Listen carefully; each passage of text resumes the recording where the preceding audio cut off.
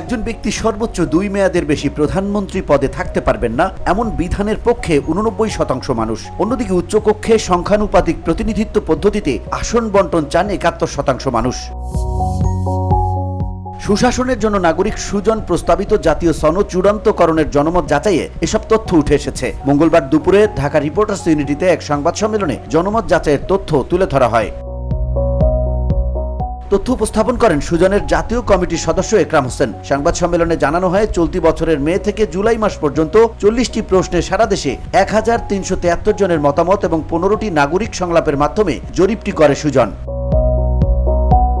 সংবাদ সম্মেলনে জনমত যাচাইয়ে উঠে আসা তথ্যের বরাতে বলা হয়, আইনসভা সংস্কারের প্রস্তাবে দ্বিকক্ষ বিশিষ্ট আইনসভার পক্ষে মত দিয়েছেন 69% মানুষ।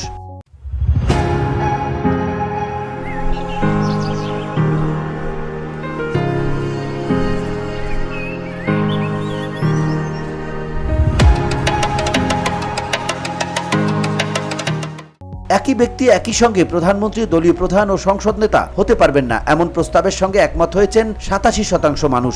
ঘূর্ণমান পদ্ধতিতে নিম্নকক্ষে নারী আসন সংরক্ষণের পক্ষে 63% ও উচ্চকক্ষে নারীদের জন্য 30টি আসন সংরক্ষণের পক্ষে 69% মানুষ একমত।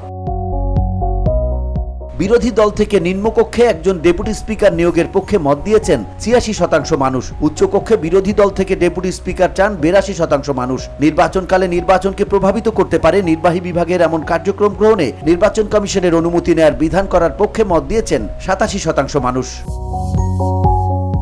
বিদ্যমান পদ্ধতি, প্রক্রিয়া ও প্রতিষ্ঠান শেখ হাসিনাকে স্বৈরাচার হয়ে উঠতে সহায়তা করেছে বলে উল্লেখ করেন বদিউল আলম মজুমদার। তিনি বলেন, এগুলোর পরিবর্তন হওয়া দরকার। গণতান্ত্রিক রাষ্ট্র প্রতিষ্ঠা করতে হলে এই পদ্ধতি, প্রক্রিয়া ও প্রতিষ্ঠানের আমূল পরিবর্তন দরকার, সংস্কার করা দরকার। সংবাদ সম্মেলনে আরো বক্তব্য দেন ঢাকা বিশ্ববিদ্যালয়ের গণযোগাযোগ ও সাংবাদিকতা বিভাগের অধ্যাপক রোবায়েত ফেরদৌস।